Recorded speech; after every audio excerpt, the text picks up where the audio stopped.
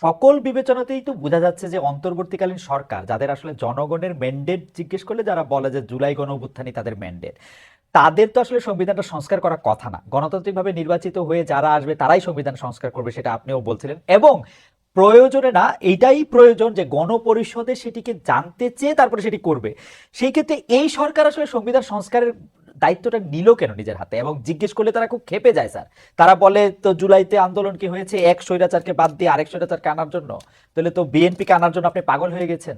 এগুলি কথাবার্তা শুনতে হয় স্যার। তারা এই সংস্কারের না দায়িত্ব না, নিলেন। আমি এই সমস্ত অনির্ধারিত কথা দিয়ে মন্তব্য করব না। আমি শুধু দুটো উদাহরণ দিই আপনাকে। জি। পৃথিবীর যে সমস্ত দেশে বড় বড় বিপ্লব হয়েছে, হ্যাঁ। ইংল্যান্ডে হয়েছে, এর হুম, আগে নেদারল্যান্ডসে হয়েছে, হুম, এরপরে ফ্রান্সে হয়েছে, রাশিয়া হয়েছে, চীনে হয়েছে, আর ছোটগুলো বাদ দিচ্ছি আমি।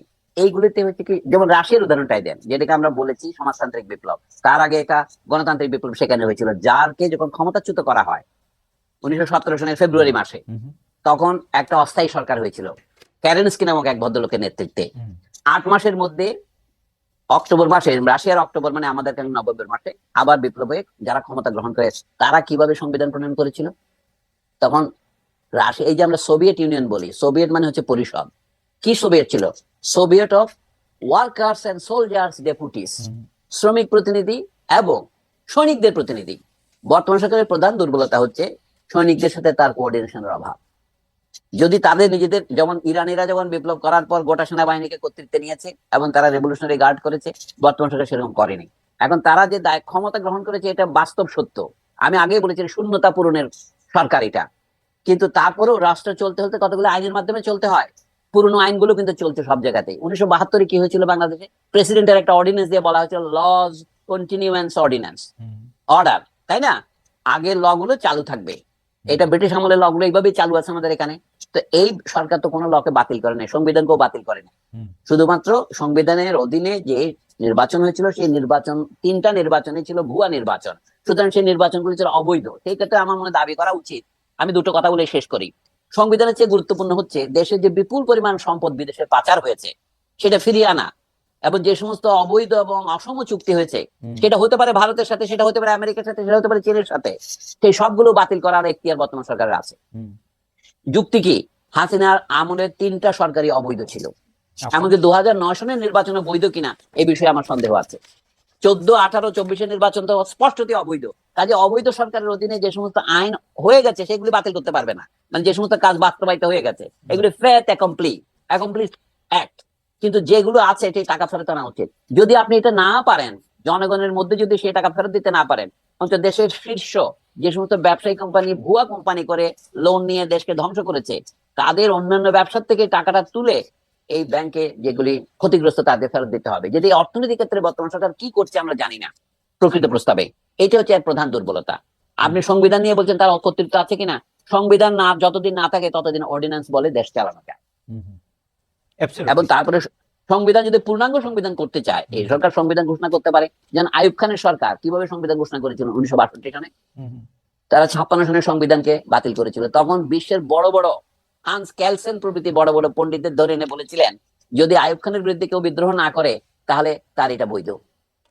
আমি যে বর্তমান সরকার যদি নতুন কোন সংবিধান প্রবর্তন করে যে জনগণ তার বিরুদ্ধে বিদ্রোহ না করে, তাহলে এটা বৈধ হয়ে যাবে। ওকে। মানে বৈধতার দুটো পথ আছে, একটা হচ্ছে হ্যাঁ বাচক, একটা হলো না বাচক। কেউ যদি না বলে, অর্থাৎ ডবল না হলে হ্যাঁ হয়ে যায়, এই হুম। আর কি। আপনি এটা আইন করলেন, কেউ এটাকে না বললো না, এটা ওকে। আইন হয়ে যাবে।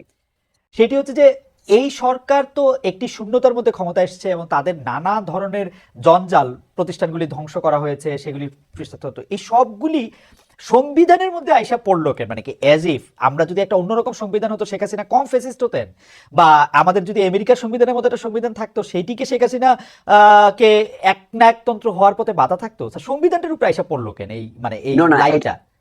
আচ্ছা, সংবিধানটার উপরে এসে পড়লো যে কারণ হুম, সংবিধান হচ্ছে বহিঃপ্রকাশ। মানুষ হুম, যখন জ্বর দেখে হুম, তখন মানুষ কি করে? জ্বর পট্টি দেয়। হুম, এটা হলো বাইরে থেকে, এটা হলো, এটা কিন্তু বলে কি, এটা হলো হাতুড়ি চিকিৎসার মতো। হুম, অর্থাৎ এটা হলো লক্ষণের চিকিৎসা। তবু আমি যেটা অমূলক নয়, হুম, আসল কথা বলি। অনেকে বলে যাচ্ছেন যে রাষ্ট্রপতি এবং প্রধানমন্ত্রীর ক্ষমতার মধ্যে একটা ভারসাম্য প্রতিষ্ঠা করতে হুম, হবে। হুম, মানে প্রত্যেকে তো একটা মত আছে, বুঝতে পারছেন না? বাংলাদেশে হুম, হুম, যত রাজনৈতিক ব্যক্তি আছে প্রত্যেকের একটা রাজনৈতিক মত আছে, সকলেই মাস্টার। এত কথার মধ্যে আমি একটা কথা বেছে নিচ্ছি, কিন্তু তাতে একটা অচলাবস্থা তৈরি হবে। যদি ইতিহাস থেকে আমরা একটু একটু শিক্ষা গ্রহণ করি, ধরুন মার্কিন যুক্তরাষ্ট্রের প্রেসিডেন্টকে এত ক্ষমতা দেওয়া হলো কেন? হুম, দেওয়া হলো যে তখন এই প্রশ্ন উঠেছিল প্রেসিডেন্টের ক্ষমতাকে খর্ব করার উপায় কি, প্রেসিডেন্ট যেন স্বৈরাচারী হয়ে না ওঠেন। যেমন যুদ্ধ ঘোষণা করার ক্ষমতা প্রেসিডেন্টকে দেওয়া হয়নি, কিন্তু তবু আমরা জানি ভিয়েতনামে 20 বছর যুদ্ধ মার্কিন যুক্তরাষ্ট্র চালিয়েছেন, হুম, 1954 থেকে 1975 পর্যন্ত। হুম, কিভাবে চালিয়েছেন? এটা একটা ল এন্ড অর্ডার অপারেশন, হুম, যুদ্ধ কিন্তু করে নাই। হুম, অথচ সারা দুনিয়া জানে ভিয়েতনাম ওয়ার, আমেরিকার যে কোনো আপনি পত্রিকা দেখেন ভিয়েতনাম ওয়ার, হুম, কিন্তু আমেরিকান সরকার কিন্তু এটাকে ওয়ার বলে স্বীকার করেনি। হুম, এমনকি 1966 সনে জাতিসংঘের যে international covenant on hmm, civil and political rights, সেটাতে আছে 20 নম্বরে যে কেউ আগ্রাসী যুদ্ধ পরিচালনা করতে পারবে না। হুম, আমেরিকা বলে না, আমরা এটা পরিচালনা করবো, এই জন্য তারা বহুদিন এটা রেটিফাই করে নাই। 1990-91 পর্যন্ত তারা এটাকে নন রেটিফাই করে রেখেছিল, তারপরে তারা 7-8টা রিজার্ভ ক্লজ দিয়ে ওটা রেটিফাই করেছে, মানে তারা যুদ্ধ ঘোষণার অধিকারটা রাখতে চায়। ওকে, আমি বলছি এই যে বিপুল ক্ষমতা প্রেসিডেন্টের আছে, সেটাকে নিয়ন্ত্রণ করে কে? আমেরিকায় কংগ্রেস। আমাদের সংবিধানের প্রধান ত্রুটি হচ্ছে এইখানে নির্বাচনকে রিগিং করা যায়, ইঞ্জিনিয়ার ইলেকশন করা যায়। এটা প্রধানমন্ত্রীর অধীনে থাকলেও হবে, প্রেসিডেন্টের অধীনে থাকলেও হবে। উদাহরণ দিয়ে বলি, শেখ মুজিবুর রহমান প্রথমে এসেছিলেন প্রেসিডেন্ট হয়ে, হুম, তার অনুপস্থিতিতে তাকে রাষ্ট্রপতি ঘোষণা করা হয়েছিল। তিনি যখন ফিরলেন কয়েকদিনের মধ্যে তিনি 2 দিনের মধ্যে পদত্যাগ করে প্রধানমন্ত্রী হলেন।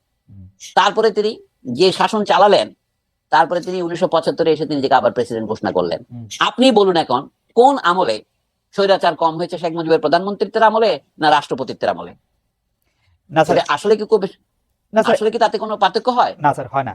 আমি যেটি বলতে চাইছিলাম যে স্যার, শেখ হাসিনা কি, ইভেন আমি যদি ধৈরাও নেই এই সংবিধানটা একটা খুবই খারাপ সংবিধান, কিন্তু শেখ হাসিনা কি সংবিধান মাইনা গুম করছেন? শেখ হাসিনা কি সংবিধান মাইনা ইলেকশন রিগিং করছেন? মানে সংবিধানে যা আমি আছে সেটাই বলছি, যে, সংবিধান হচ্ছে জাতীয় সমাজের বহিঃপ্রকাশ, হুম, ইংরেজিতে বললে আর কি হুম, এক্সপ্রেশন অফ সিভিল সোসাইটি। হুম, হুম, আমাদের এখানে সিভিল সোসাইটি দুর্বল। সিভিল সোসাইটি কাকে বলে? হুম, বিশ্ববিদ্যালয়ের শিক্ষকরা যদি এরকম চাটুকার হন, হুম, তোষামতকারী হন, হুম। তাহলে সেখানে রাজনীতিতে তো স্বৈরাচার ওকে, প্রতিষ্ঠিত হবেই। না বুঝতে পরিষ্কার। পারছেন? আচ্ছা, শুধু তাই নয়, আমাদের ধরেন ডাক্তারদের 2টা সংগঠন হয়ে গেল, একটা হলো ড্যাব, একটা সাচিব। স্বাধীনতা চিকিৎসা পরিষদ। হুম, আপনি উদাহরণ দিয়ে বলছি, সাংবাদিক সমিতিগুলি বিভক্ত হয়ে গেল, আপনি নিজে দেখেন না এগুলো? দেখি। আচ্ছা, টেলিভিশন যেগুলোকে পারমিশন দেওয়া হলো, সেগুলো হুম, কি ভূমিকা পালন করলো? হুম, হুম। আপনাকে আপনার টেলিভিশনের মালিক, একদা মালিক, কি করে আপনাকে স্টুপিড বললো? এটা কি প্রশ্নটা সম্ভব? প্রশ্নটা স্টুপিড বলছে আমাকে না। না, না, আমি অ্যাপারেন্টলি, মনে করি অ্যাপারেন্টলি।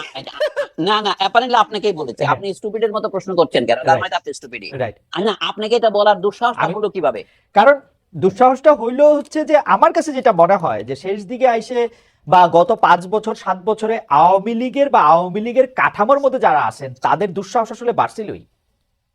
না, না, এটা বাঁচার বুঝছেন? কারণ আছে, আমি এখনই বলি। হুম, দেশে যে বিপুল পরিমাণ অর্থ পাচার হলো, এটা বাংলাদেশ ব্যাংকের ভিতর দিয়ে হলো। আপনারা জানেন বাংলাদেশ ব্যাংকের যে সুইফট কোড, এটা হুম, কমপক্ষে কমপক্ষে বলছি 6-7 স্তরের হুম, আপনার পাসওয়ার্ড দিয়ে যেতে হয়। রাইট। আজকে শুনলাম Uganda central bank hacking hack হয়েছে, হয়েছে। রাইট। তার মানে এটা দুর্বল দেশে এটা হয় আমাদের, কিন্তু আমাদের দেশ তো উগান্ডার মতো তো দুর্বল দেশ না। ওখানেও উগান্ডাতে যে ডিক্টেটর ছিলেন ইদি আমিন, হুম, হুম।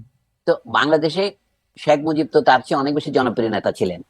তো শেখ মুজিবের আমলে যা হয়েছে, কথাটা খেয়াল করেন, তো সেটা হাসিনার আমলে সেটা বহুগুণে বর্ধিত হলো কি করে? আমি বলি history repeats itself, first as a tragedy then as a farce. হাসিনাটা তো ফার্স হলো এই জন্য তিনি তো বাপের মতো প্রাণ দিতে পারলেন না, তিনি তো পালিয়ে গেলেন। হ্যাঁ স্যার, এইটা খালি শেষ কথা বলি স্যার, একদা স্যার আপনি এই ভূখণ্ডে, আমি এখন যে দেশে আছি সেখানে অনেকদিন কাটাইছেন স্যার, আপনি এখানে পড়ালেখা করছেন, পড়াইছেন, পড়ছেন। এদের এখানে আসলে হ্যাকিং জিনিসটা এটা হইতে পারে, কিন্তু বাংলাদেশে এটা কেন হয়েছে? এদের এখানে স্টেট ব্যাংক অফ, মানে এদের স্টেট ব্যাংকেরও স্যার নানা আরে ভাই, ধরনের। আমি তো বলছি হ্যাকিং তো হয়েছে অল্প টাকা, হ্যাঁ, বুঝতে পারছেন না?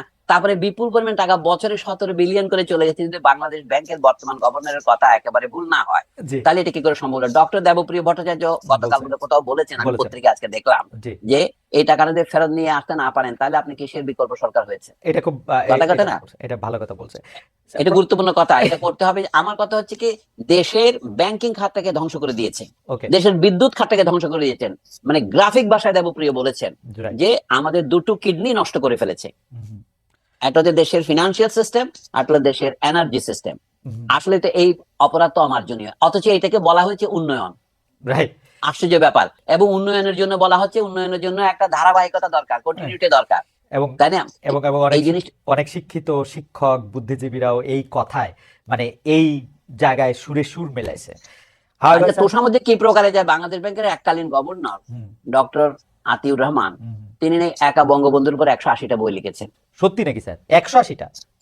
180টা বই লিখেছেন তিনি, তারপরে গত 3 বছরে লিখেছেন, অর্থাৎ বাংলাদেশ ব্যাংকের গভর্নর পদ হারানোর পর একা 21টা না 23টা বই লিখে তিনি ঢাকা বিশ্ববিদ্যালয়ে এমেরিটাস প্রফেসর হওয়া উপলক্ষে তৎকালীন ভাইস চ্যান্সেলর ডক্টর আখতারুজ্জামান বা তারপরে কে যেন হয়েছিল মাকসুদ কামাল তার কাছে উপহার দিতে গেছে। স্যার সকল কল্পনাকে, সকল কার্টুন ছবিকে, সকল কমিককে আমরা সবাই মিলে ছাড়াই গেছিলাম স্যার। একজন, এবং এতগুলি বই তিনি বঙ্গবন্ধু সম্পর্কে লিখলেন যে বঙ্গবন্ধু সম্পর্কে এমন কি লেখার আছে যে বাংলাদেশ ব্যাংকের গভর্নরশিপ ছাড়ার পরে তিনি এতগুলি বই লিখেছেন এবং সেগুলি বহন করে নিয়ে গিয়ে উপহার দিচ্ছেন। অর্থাৎ একটা দেশের অধঃপতন কোন পর্যায়ে গেলে হুম। এটা হতে পারে, স্যার একটা উদাহরণ মাত্র এটা। জি স্যার, বই, কবিতা, গান